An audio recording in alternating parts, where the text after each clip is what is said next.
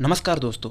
वर्षा और बरसण दो अलग अलग चीज़ें हैं। बरसण वह प्रक्रिया है जिसके अंतर्गत वायुमंडल में उपस्थित जल वाष्प संघनन और निक्षेपण के बाद तरल, ठोस और इन दोनों के मिश्रण के रूप में भूपृष्ठ पर गुरुत्व के अधीन गिरती है, तो यह प्रक्रिया बरसण कहलाती है।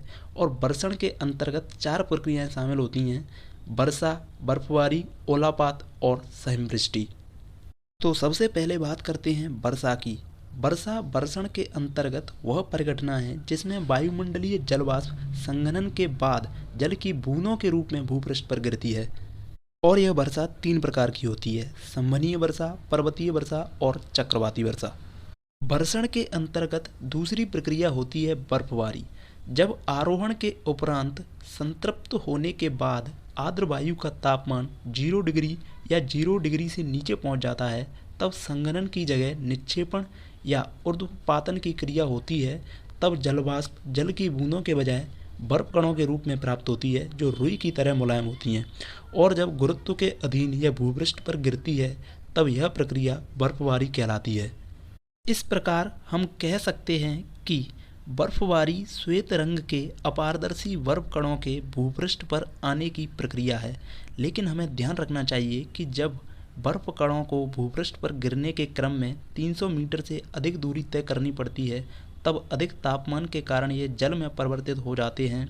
यही कारण है कि बर्फबारी का संबंध पर्वतीय क्षेत्रों से होता है, जहाँ तापमान कम बना रहता है। वर्षण के अंतर्गत तीसरी प्रक्रिया होती है ओलापात। ओलापात वह परिघटना है जिसमें भूपृष्ठ पर वायुमंडल से हिम की कठोर गोलियां गिरती हैं, जिनका आकार 5 mm से 50 mm और उससे भी अधिक हो सकता है।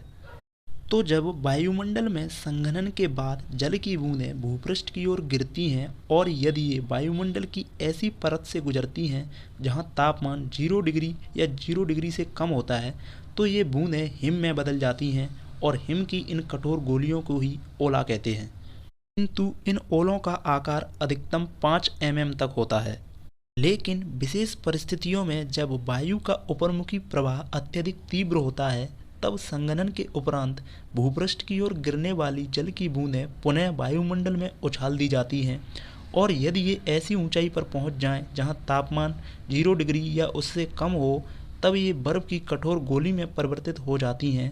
और जब पुनः नीचे गिरने के क्रम में जल की बूंदें इसके ऊपर जमकर इनका आकार बढ़ा कर देती हैं, तब इसका आकार इतना बड़ा हो जाता है कि अपने भार के कारण वायु के प्रतिरोध के खिलाफ भूपृष्ठ पर गिरती हैं। ऐसे ओलों के भूपृष्ठ पर गिरने को उपल वृष्टि कहा जाता है और ये असामान्य रूप से बड़े होते हैं।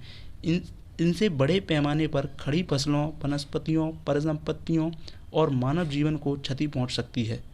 बरसण के अंतर्गत चौथी प्रक्रिया है सहिमवृष्टि। जब बरसण की प्रक्रिया में जल की बूंदों के साथ महीन हिमकण गिरते हैं, तब इसे सहिमवृष्टि या सहिम वर्षा कहा जाता है। तो यह थे बरसण के विभिन्न प्रकार। धन्यवाद। उम्मीद करता हूँ वीडियो इन्फॉर्मेटिव लगी होगी।